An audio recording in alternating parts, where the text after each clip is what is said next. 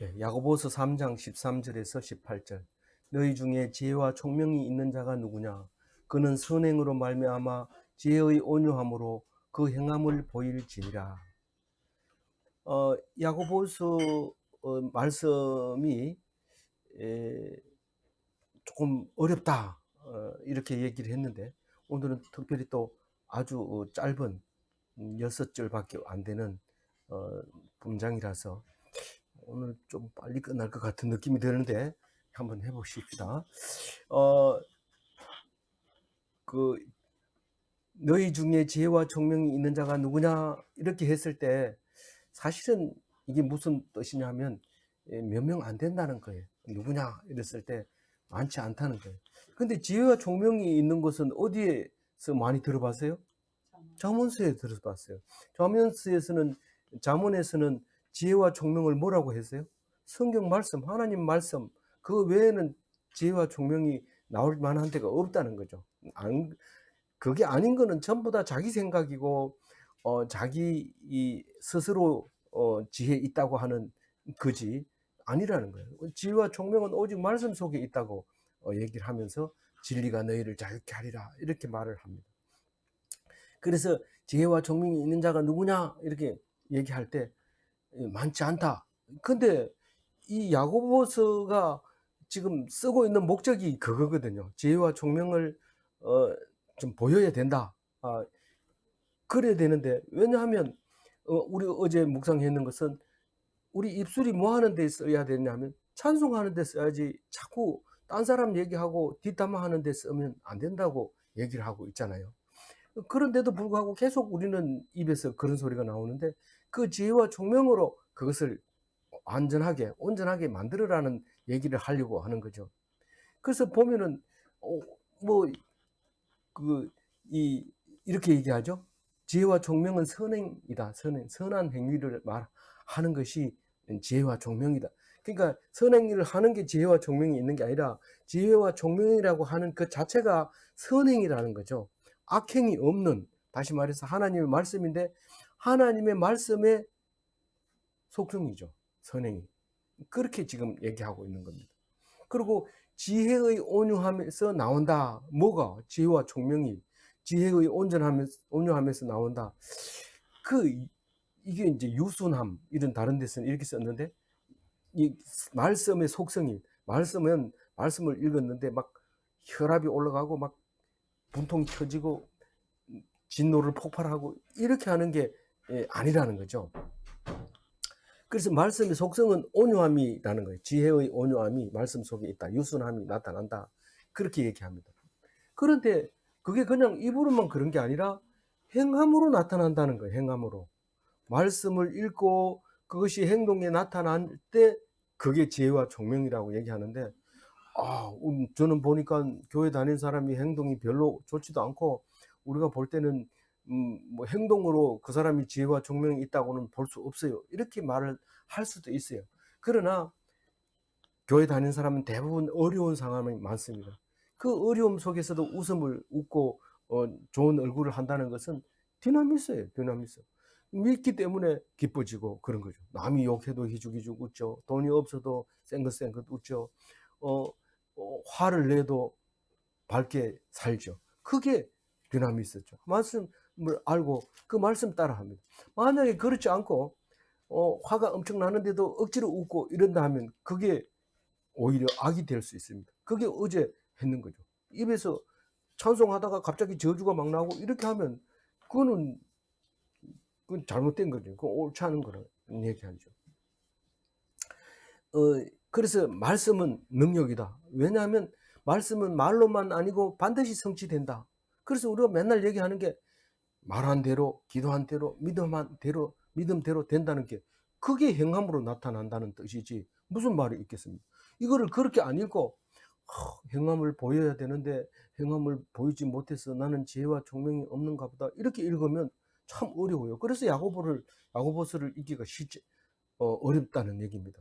근데 사실 야고보서를 연구한 사람들의 얘기를 들어보면 야고보서가 신약 성경에서는 가장 먼저 쓰여졌다고 얘기를 합니다. 왜냐하면 그 학자들이 연구 결과를 보면 바울이 얘기했던 이야기도 안 들어있고, 그렇다고 해서 바울보다 나중에 썼다면 바울 얘기가 분명히 들어있어야 되는데 바울 신학은 안 들어있고, 그렇게 했을 때 이 특히 야고보가 예루살렘 교회의 당회장이 확실하다면 이건 분명히 제일 먼저 쓰여진 거다. 복음서보다도 더 빨리 쓰여진, 제일 빨리 쓰여진 AD 45년에 쓰여져 있는 책일 거다. 그런 얘기를 합니다. 그러니까 이 행위를 갖다가 엄청 강요를 하고 있는데, 행위를 강요하고 나니까 계속 믿음 없이 행위를 자꾸 봉사만 하고 열심히 헌금이나 하고 계속 이렇게 하니까 사도 바울이 믿음으로 하는 거지 행동으로 아무리 열심히 해도 소용이 없다, 오직 믿음이다라고 얘기하는 것을 우리가 알 수 있는 것이, 그게 이제 그 학자가 얘기한 것을 들으면 이해가 되는 거죠. 그러다 보니까 바울 신학을 공부하고 이 야고보서를 읽으면 이게 뭐가 이렇게 읽혀질 수 있어요. 그러나 진짜 바울 신학을 제대로 했다면 처음부터 야고보가 말한 얘기가 이해가 되줘야 되지. 그것도 이해가 안 되어진다면 그럼 이 성경에서 빼야 되죠. 그런데 우리는 바울 신학을 충분히 이해하고 이것을 읽기 때문에, 야, 이거 없었으면 우리가 놓칠 뻔했다. 우리 기초적인 걸 빼버렸구나. 우리가 종교 생활을 안 하다가 종교 하나도 안 믿다가 갑자기 하나님 믿는 사람들 딱 보면은 종교 생활에 익숙하지 않습니다. 그런데 다른 종교에 있다가 온 사람들은 예배 드려도 거룩하죠. 어떤 사람은 세수를 하고 목욕을 하고 정자를 하고 성경책 펴놓고 노트 갖다 놓고 다른 데 다 소리 안 나게 휴대폰 꺼놓고 똑바로 앉아서 딱 예배 드리죠. 그게 종교 생활을 해본 사람은 그렇게 할 수 있습니다. 근데 처음부터 기독교에 개신교 딱 나온 사람들은 껌 씹으면서 예배 드리죠. 뭐 사탕 없나 뭐 옆에 사람 있는 거 물어보죠. 다리 보고 앉아가지고 시계 자꾸 쳐다보면서 예배 드리, 이렇게 해도 아무 문제가 없는 걸로 이렇게 되죠. 그러니까 거룩함이 안 나타납니다. 그런 걸 보다가 무슬림에 가서 하루에 5번씩 그 예배 드리는 거 보고, 야, 이게 진짜 종교지. 이 거룩함이 여기서 나타난다. 야, 그것만 해도 참 우리가 한번 해볼 만하다. 그렇게 해서 넘어가는 사람도 있습니다. 우리는 이 야고보서가 없어서는 안 되는 아주 중요한 이야기, 행동에 대한 얘기, 행동 지침을 말하고 있는 겁니다. 14절 한번 읽어봅니다. 그러나 너희 마음속에 독한 시기와 다툼이 있으면 자랑하지 말라. 진리를 거슬려 거짓말하지 말라. 이 시기와 다툼에 대해서 이제 15, 16절까지 이야기를 하고 있는데, 시기와 다툼은 마음속에서 나오죠. 마음속에서. 네가 시기가 있으라 이런다고 해서 시기 있는 게 아니라 마음속에서 시기가 다툼이 일어나는데, 우리는 시기와 다툼이 일어나면 가만히 있으면 괜찮은데 자랑합니다. 그 사람이 그리 짰니? 그래가지고 내가 한 대 먹였잖니? 뭐 이것까지도 막 얘기합니다. 자랑스럽게. 내가 이렇게 돌려쳤지? 막 이러면서 자랑하는데, 누가 자기가 시기와 다툼이 있으면 그걸 자랑하는 사람이 누가 있겠는가? 생각해보니까 다른 말인 줄 알고 아무리 찾아봐도 이게 그 말이에요. 시기와 다툼을 자랑하는 사람이 있어요. 다른 말로 얘기하면 오만하지 마라. 네가 지금 시기와 다툼이 속에 가득 찼으면서도 그걸 자꾸 이야기하려고 하는데 그렇게 하지 마라. 다른 데는 또 기뻐하지 마라 이런 게 있어요. 난 그 사람하고 싸운다, 나 참 기쁘다, 이런 이해가 안 되는 번역이긴 해도 어쨌든 그렇게 번역하는 게 있어요. 그러니까 시기와 다툼이 일어나거든 입을 다물어라. 입 다물으라고 얘기하는 거예요. 왜 시기와 다툼이 없을 수는 없지만 입을 다물어라, 이런 말이나 마찬가지예요. 진리를 거슬려 거짓말하지 마라, 이런 말을 지금 문장이 되도록 말을 해서 썼지만 사실은 시기와 다툼은 진리를 역행하는 것이다라는 뜻이죠. 이게 비정상적인 행위죠. 그러니까 순리에 따라가면 시기와 다툼이 일어날 게 없다는 거죠. 그런데 어떤 일을 하더라도 딱 태클을 겁니다. 이게 맞습니까? 나는 이거 믿을 수 없습니다. 누가 네 보고 믿으라 하더나. 그냥 있는 대로 순종해, 입 다물고 있어. 그래야 되는데 말이 많습니다. 이 얘기를 하면 예를 들어서 얘기해 보세요. 말 못합니다. 왜냐하면 우리 속에 있는 게 더러운 게 다 나오기 때문에 안 합니다. 그래서 우리는 진리를 역행하는 것이 시기와 다툼이 있는 것이다 라는 것입니다. 그래서 정상적인 거는 순종하는 거예요. 뭐가 정상적인가? 다수결로 하자. 이런 것, 그것도 사실 정상적이지 않죠. 오직 성경 말씀만 지혜가 있다면은 우리는 오직 예만 있고 노는 없습니다. 예만 있고 노는 없습니다. 그런데 내가 볼 때는 그게 아니다. 이렇게 하면 진리를 역행하는 것입니다. 누가 네 보고 뭐 말하라 했나? 말하지 말아야 돼요. 그냥 끝까지 입 다물고 때리면 맞고 욕하면 욕먹고 십자가에 못 박으면 받고 많이 아프면 하나님 어찌하여 버리시나이까 이러고 죽으면 내 영혼을 하나님께 바치나이다 이러고 죽어야 돼. 그게 진리를 역행하지 않는 거죠. 안 그러면 막 십자가 달리면서부터 욕을 하면서 막 그런데 그 욕에 그만 못 이겨가지고 분에 못 이겨서 지풀에 죽어버리죠. 이게 시기와 다툼은 거짓말을 하는 것이라고 얘기합니다. 이 거짓말을 한다는 건 뭐예요? 남이 모른다고 생각하는 거예요. 내 밖에 모르니까 이래 얘기하면 되겠지. 실제로 그 순간은 모를 수 있지만 거짓말은 시간이 지나가면 나타나고 시간이 안 지나간다 해도 하나님이 실시간으로 보고 있어요. 그거를 다 알죠. 그런데 거짓말 해놓으면 점점 말이 더 많아지는데 그게 시기와 다툼을 일으킨다고 하면서 15절에 또 얘기합니다. 읽어봅니다. 이러한 지혜는 위로부터 내려온 것이 아니요 땅 위의 것이요 정욕의 것이요 귀신의 것이니라. 뭐 바울은 이런 얘기를 해도 좀 세련되게 얘기를 하는데 이 야고보는 좀 그래요. 그래서 어떤 사람은 야고보가 썼다면 진짜 잘 썼다. 왜 그렇게 얘기하냐면 그 시골 촌에서 이렇게 쓸 수 있는 사람이 아니다 라고 얘기하고, 어떤 사람은 다른 성경하고 비교해 봤을 때 이건 너무 수준 떨어진다 이렇게 얘기하기도 하는데, 어쨌든 그걸 알고 이걸 읽어야지 좀 힘이 덜 들어요. 에너지가 덜 들어요. 그래서 여기 보면 시기와 다툼은 땅의 생각이다. 땅의 생각이라는 뭐 하늘의 생각 따로 있습니까? 있다. 그게 뭐냐? 성경이다. 그 얘기를 하는 거죠. 그 위에서 온 것이 아니다. 하늘에서 온 것이 아니다. 하나님이 주시지 않은 생각이다. 딱 읽어보면 불편하면 이거는 땅에서 온 생각이라는 거예요. 불편함. 평안이라는 말을 잘 쓰지만, 샬롬이라는 말을 잘 쓰지만, 이걸 성경을 딱 읽었는데 마음이 불편해. 그럼 이건 잘못 읽은 거예요. 뭔가가 생각이 잘못된 거예요. 해석이 잘못된 거예요. 그러면 내 기분대로 막 고쳐서 읽어도 됩니까? 그거는 고쳐서 읽는다고 말할 수 없는 게 아니라, 그게 그렇게 고쳐서 읽어지면 그냥 읽어라. 그런데 그게 잘못 읽어졌으면 그건 네가 네 책임이지 뭐. 그거는 얘기할 필요 없는 거죠. 잘못 읽어도 된다 이 말입니다. 제 얘기는. 그러나 그게 아무 힘이 없어요. 잘못 읽으면. 능력이 없어요. 그게 잘못 읽었다고 해서 뭐 하늘에서 벼락을 내때리거나 이런 게 아닙니다. 성경을 읽었는데 나중에 보니까 제가 잘못 읽었어요. 그런 게 많아요. 제한테는. 그걸 가지고 이렇게 읽은 줄 알고 힘을 얻었는데 그게 아니에요. 그런데 후회 없어요. 왜냐하면 그거 가지고 하나님 혼내준 적도 없고 난 그것 때문에 힘을 얻었으니까. 원래 성경은 힘을 얻도록 우리에게 주는 거기 때문에 해석 잘못했다고 누가 뭐라 할 사람 없어요. 그것은요 하바로타를 하면서 싹 사라집니다. 잘못 해석한 거는 사라지고 제대로 해석은 남아주고 또 다음번에 또 그 얘기하게 되고 자꾸 반복해서 하기 때문에 그게 바로 위에서 내려온 생각이다. 땅의 생각이 아니다. 그렇게 얘기하는 겁니다. 제일 판단력이 위에서 내려왔는지 땅의 것인지 판단하는 게 읽었을 때 부담스러우면 그것은 땅의 생각이다 라고 생각하면 됩니다. 두 번째로 15절의 두 번째로 정욕의 생각이다 라고 얘기를 합니다. 정욕의 생각은 욕심이죠.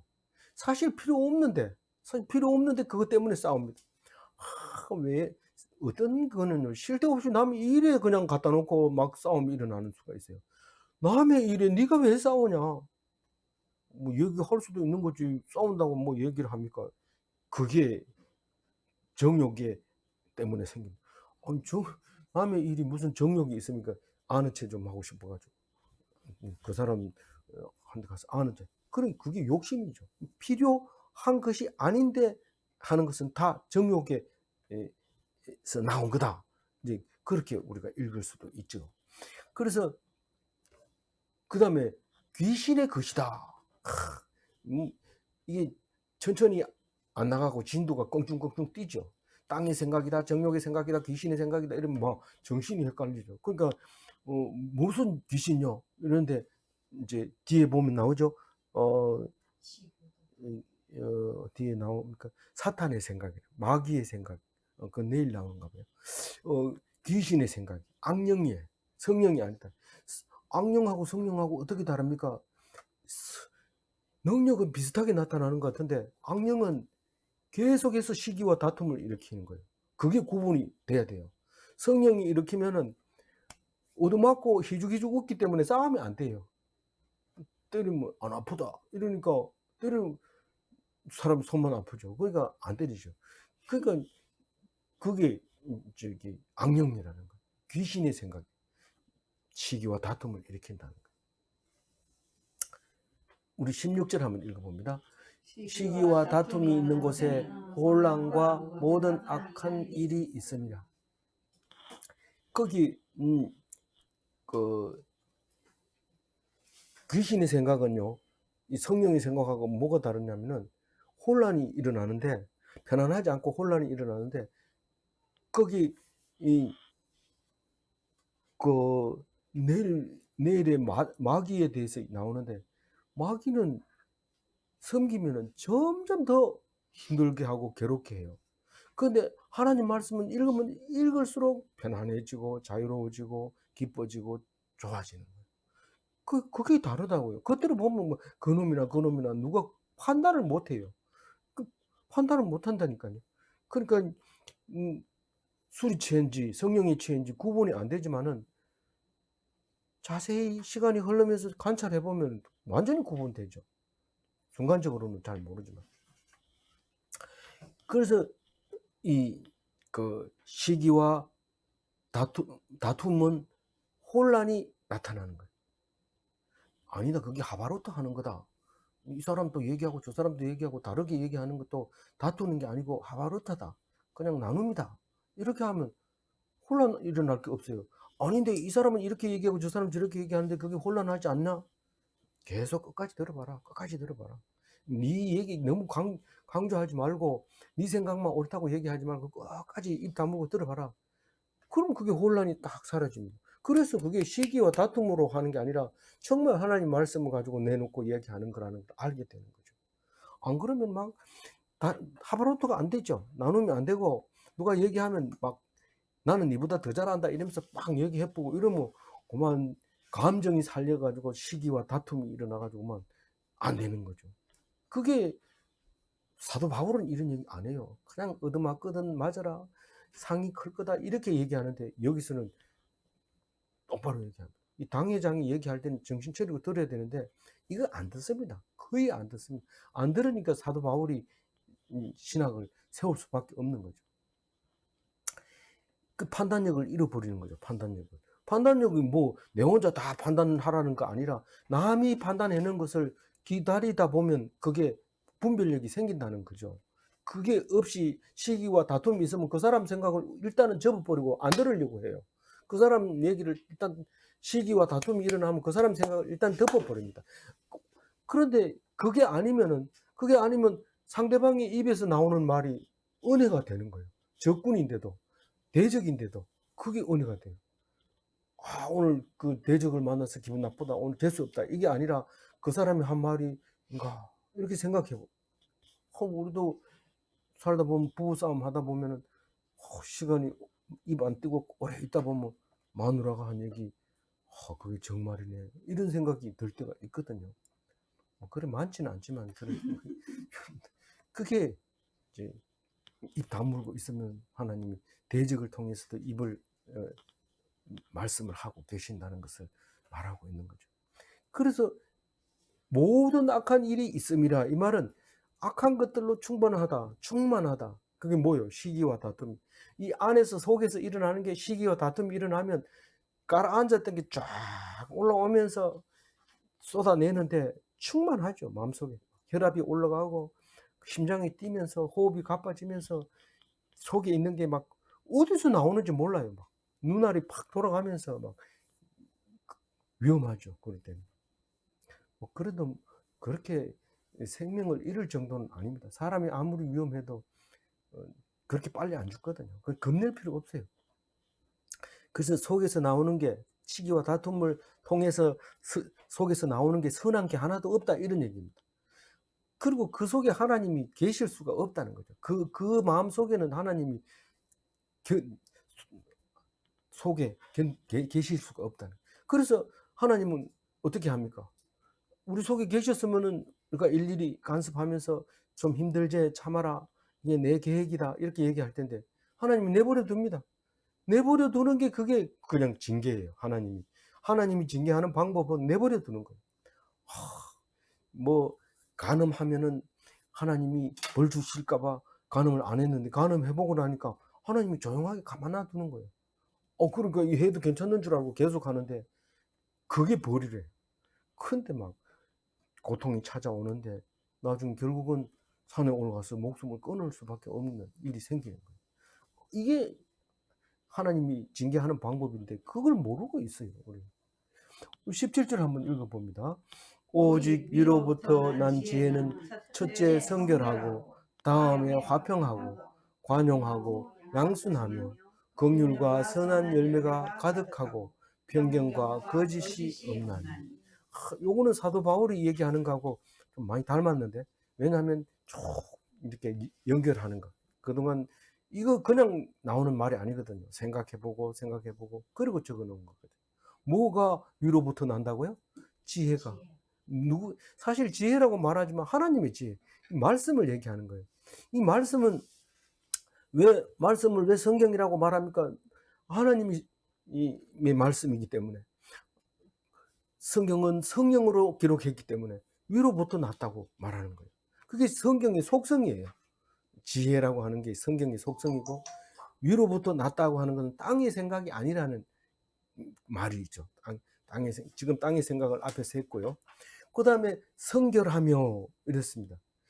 뭐 첫째는 이랬지만은 뭐 원래 성경 자체가 성스러운 말씀이기 때문에 성결이라고 첫째로 말할 수밖에 없는 거죠. 성경 말고 반대되는 건요. 주술을 기록해 놓은 책, 주문 뭐 이런 게 이제 성경과 반대되는 얘기죠. 근데 불결하지 않는 거, 성결한 거, 구별되는 거, 흠이 없는 거 이런 거죠. 근데 무당이랑 나오는 영화 같은 것도 보면은요. 그 주문을 외우고 주문이겠죠. 뭐 다른 이름 용어는 잘 모르는데 뭐라고 막 하면서 이렇게 하면은 신이 들려서 하게 되면 그 나타나는 정세가 아주 불결해요. 뭐 까마귀가 뭐 장독 안에 들어 있다든가 뭐 이 안에 뭐가 있다 이래가지고 가보면 뭐 그런 게 있는데 나중에 가보면 그 사람이 미리 넣어놓고 막 이래 하는데 우선 제일 그 성경이 아닌 거는 무슨 불결해. 기분이 나빠. 그러면 그게 성결하지 않은 거거든요.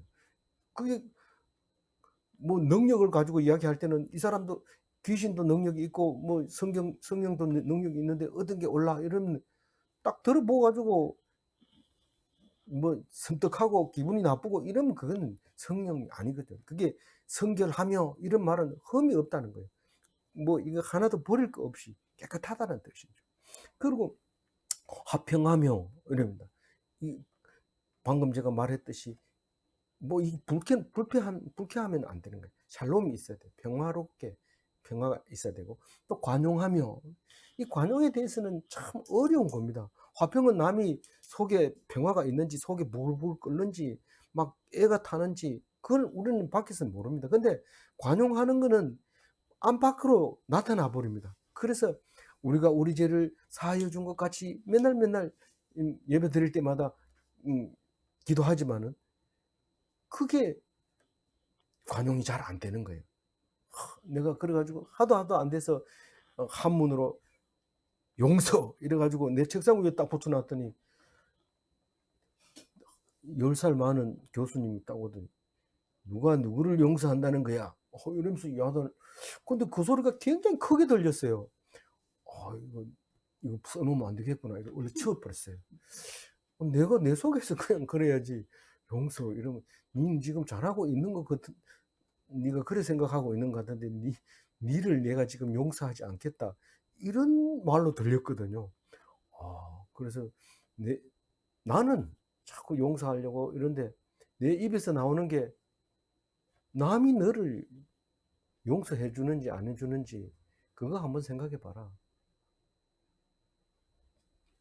제가 사실은 이 말씀을 전하고부터 교수님들하고 이렇게 모여서 얘기하는데 교수님들이 상담할 때 그런 생각을 제가 많이 했어요. 나는 용서할 수 없어요. 이렇게 말하면 남들이 너를 용서하는지 그거를 생각해 봐야 되는데 그거를 제가 얘기를 못 해줘요. 얘기를 해줘도 그게 무슨 소리인지 모르고 그건 자기한테 기분 나쁘게 하는 소리이기 때문에 못 해주는 거예요. 해봐도 안 되는 얘기는 할 수도 없는 거죠. 그래서 우리는 이게 용서라고 하는 거요, 관용이라고 하는 게 참 보통 문제가 아닙니다. 자꾸 자기 입장에서 용서해 주려고 애를 쓰는데 네가 지금 용서 받을 수 있느냐, 그거 한번 생각해 봐야 돼요. 그 다음에 양순하고 이랬어요. 양순하고 쉽게 복종하지 않는 것을 유순하지 않다 이렇게 얘기하죠. 그래서 양순하고 이러면 뭐가 양순하다고요? 하나님의 지혜가 딱 이렇게 해보고 양순하면 이거는 하나님의 지혜인 거죠. 그래서 우리가 이름 지을 때도 양선 이렇게 적기도 하잖아요. 그게 하나님의 지혜에서 나오게 하려고 그러는데 성경적인데 잘 모르고 있죠. 본인도 모를 수도 있어요. 근데 아버지는 교회 안 다니는데 이렇게 얘기할지 모르지만 하나님이 창세전부터 지어놓은 이름이라는 사실을 알고 나면 감동하죠. 나는 하나님의 지혜로 살아야 돼, 이런 걸 알게 되죠.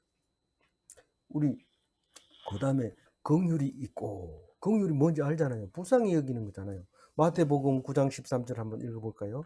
너희는 가서 내가 긍휼을 원하고 제사를 원하지 아니하노라 하신 뜻이 무엇인지 배우라.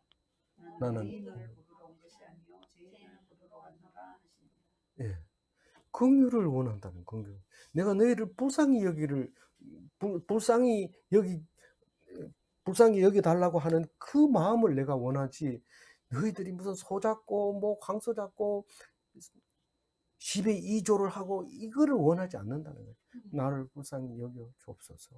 이렇게 할 때 내가 너를 불쌍히 여기고 싶다는 거죠. 근데 내가 왜 불쌍해? 내가 뭐 먹을 게 없나? 왜 불쌍해? 이렇게 하면 그럼 니하고 하나님하고 관계가 없다. 니하고 하나님. 그리고 내가 또 남을 불쌍히 여겨줘야죠. 내가 불쌍히 여길 때 너를 불쌍히 여겨주겠다고 얘기를 했잖아요. 그러니까 내가 불쌍히 여겨야 되고 내가 불쌍히 여김을 당해야 돼요. 그래서 예수님의 기독교 교리는 오직 불쌍한 사람을 불쌍히 여기고 내가 하나님 앞에서 불쌍히 여김을 받고 이거예요. 그게 키포인트인데 그걸 놓쳐버리면 안 돼요. 그게 하나님의 지혜라는 거예요. 그게 아니고 내가 잘 산단 말이야. 내가 힘이 있단 말이야. 능력이 있단 말이야. 내 말 한마디 하면 당신 그 문제 해결해 줄 수 있다니까요. 막 이러면서 아니다. 그 하나님은 그걸 원하는 게 아니다. 그건 하나님의 지혜가 아니다. 그리고 선한 열매가 가득하며, 뭐 우리 집이나 그 집이나 다 똑같은데 무슨 선한 열매가 가득합니까? 아닙니다. 이거는 특별 은총을 얘기하는 겁니다. 똑같은 장마가 져도 어떤 사람은 좋아가지고 이런 사람이 있고, 장마가 져서 그냥 망치는 사람이 있고 그렇잖아요. 그게 특별 은총 때문에 그렇지 비를 많이 줘서 그렇습니까? 그게 똑같이 비를 내리더라도 은혜 받으면 특별 은총이고, 왜 나만 그래요? 이런 소리 하면 안 됩니다. 왜 나만 그래요? 이러면 죄송합니다. 나만 은혜를 받아서 이렇게 해야 되는데 우리 학생들 저는 벌써 학교 안 나간 지 1년이 다 됐습니다만, 이 학생들한테 뭐 시키면, 왜 나만 그래요? 쟤도 그랬는데 왜 나만 그래요? 네가 말하면 들을만 하니까 그러지. 걔는 말하지 마. 내가 이런 얘기 했다 소리 하지 마. 그러고 혼내주면서 시키는데, 아, 나 그래도 친구 따라갈래요. 내 혼자는 그거 안 갈래요. 아니, 뭐, 꼭 예배 드리러 오라 하면은, 그 몇 명 가요? 누가 가면 가요? 이러면서 자꾸 이러는데, 아니, 너만 오면 돼. 안 갈래요. 참 어렵죠. 이게. 그래서 이 선한 열매가 가득하다는 게, 우리가 하나님의 지혜를 얻으면 선한 열매가 가득하되, 하나님 지혜 어떻게 얻습니까? 성경을 봐라. 성경을 봐도 뭐 열매가 없던데요. 그 속에 특별한 은총을 가득 심어놨어. 넘쳐. 그 다음에 편견이 없으며, 편견은 요 사람은 요래서 저 사람은 저래서 계속 사람을 잣대질하고 손가락질하고 이야기하고 뒷담화하고 그렇죠. 그러지 말라는 거예요. 지금 당회장이 얘기하면 알아들어야 돼. 이게 너희들이 편견 때문에 지금 어디 가가지고 얘기하면 그 사람은 안 돼요. 난 그 사람 그거 한다면 난 교회 안 나올래요. 그래, 나오지 마. 안 나오면 네 손해지 뭐. 내 손해인지 한번 봐요. 내가 안 나오면. 이런데 그래, 편견하지 말아야 돼. 편견. 차별하고 이렇게 하면 안 된다고. 그게 하나님의 지혜가 아니라는 거예요. 그렇게 얘기하는 게. 옳고 그르고가 문제가 아니고 지혜가 아니라고요. 지혜가. 그 다음에 거짓이 없고. 참, 오타 났네요. 진실 때문에. 예. 옷 하나만 좋아가지고 막 틀렸다 이러면서 막. 그래, 거짓이 없어야 돼. 거짓이. 진실해. 그거는 내 자신 있습니다. 정말 자신 있습니까? 거짓이 없다는 거예요. 하나님의 지혜는 거짓이 없는데 정말 내가 거짓이 없습니까? 예라고 대답하면 절대로 안 됩니다. 안 됩니다. 거짓이 없다고 하면 그건 거짓이고, 거짓이 있다고 해도 그게 뭔데 이렇게 물으면 곤란해지니까 입 다물고 있어요. 물으면 그냥 딱 다물고 있어야 될 게 많아요. 예. 누가 물었을 때 꼭 대답을 해야 되는 게 아니라 목숨 걸고 입을 다물어야 될 때가 있어요. 그것은 참 힘든 일인데 그렇게 해야 돼요. 끝까지. 그것도 뭐 오랜만에 만나가지고 물으면 입 다물지만은 맨날 얘기하다가 한 가지 딱 물으면 대답 안 할 수가 없어요. 우리 이 교수 중에 한 사람은 사실 가정집의 얘기를 못 물어볼 게 많거든요. 뭐 못 물어볼 게 많은데 막 이래 얘기하다 딱 물어보면 자기도 모르게 턱 얘기할 수밖에 없어요. 그럼 막 다 아는 거죠. 딴 사람은 몰라도 그 사람한테 가면 어떻게 해든지 다 알아내요, 비밀을. 그렇게 말 재주가 있고 지혜가 있는 사람이 있었어요. 참, 그러면 참 어떤 때는 부럽기도 하지만 왜 저럴까 이럴 때도 있었거든요. 그러니까 어쨌든 우리는 진실되게 거짓 없이 이렇게 해야 그게 하나님의 지혜다. 그리고 마지막 두 가지가 또 남았습니다. 마지막 절을 읽어봅니다. 화평하게 하는 자들은 화평으로 심어 의의 열매를 거두느니라. 이 화평을 심은 자들은 화평하게 하는 사람을 화평을 심는다고 얘기를 합니다. 근데 얻는 게 화평의 열매를 얻죠. 화평의 열매를 얻는데 그게 의의 열매라고 얘기합니다. 화평을 심으면 당연히 화평이 달리죠. 근데 그 달리는 열매 이름이 의의 열매라고 얘기를 하고 있습니다. 그 화평케 하는 자는 어떻다고요? 마태복음 5장 9절 읽어봅니다. 화평하게 하는 자는 복이 있나니 그들이 하나님의 아들이라 일컬음을 받을 것이니요. 화평하게 하면은 하나님의 아들이라는 열매가 열리는데 그게 정의의 열매라는 거예요. 뭐 하나님 아들이라고 해서 명찰 달고 다니는 게 아니라 정의의 열매가 하나님의 아들이 되는 거죠. 이 의의 열매에 대해서는 고린도 후서의 9장 10절에 바울이 얘기한 얘기하고 읽어봅니다. 심는 자에게 씨와 먹을 양식을 주시는 이가 너희 심을 것을 주사 풍성하게 하시고 너희의 의의 열매를 더하게 하시리라. 그래서 이 지혜를 가지고 있는 사람은 정의의 열매를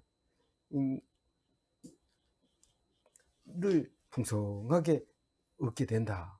하나님의 아들이라 일컬음을 받고 오늘은 나오지 않았지만 구원의 열매까지 얻을 수 있는, 그게 지혜 속에 들어있다, 그 얘기를 하고 있습니다.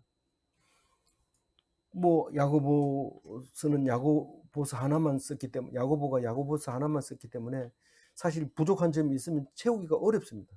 이 사도 바울은 부족한 부분을 다른 성경에서 가져와 가지고 채우기 때문에 좀 이해가 안 가는 거라도 상호 보완적으로 잘 만들어져 있어서 바울 신학은 우리에게 거의 잘 정립이 되어 있습니다. 그러나 만약에 베드로서나 이 야고보서가 없다면 우리는 개신교를 갖다가 바울교라고 해야 될 정도입니다. 그러나 우리는 다른 성경이 있기 때문에 바울교라 하지 않고 바울 신학으로 살지만, 신앙생활을 하지만 기독교라고 할 수 있는 것은 그만큼 다른 성경이 중요하게 여겨져야 된다 하는 것입니다. 오늘 13절 가지고 13절 아니 18절 가지고 정리하면 이겁니다. 지혜 없는 자는 열매를 얻기까지 기다리지 못합니다. 18절에 그런 말이 있나요? 화평케 하는 자는 당장 열매가 안 보이기 때문에 끝까지 기다리기가 어렵습니다. 근데 믿는 자는 믿음으로 끝까지 기다려서 결국은 의의 열매를 따고 맙니다. 우리가 믿음으로 끝까지, 지금은 안 열렸을지라도 끝까지 기다려서 열매를 얻는 멋진 기독인이 다 되시기 바랍니다. 기도하겠습니다. 하나님 감사합니다. 야고보서를 통해서 은혜 주신 것 감사합니다. 전에는 어렵고 힘들었던 이 야고보서가 이제 읽혀지게 하시고 은혜되게 해주셔서 감사합니다. 우리가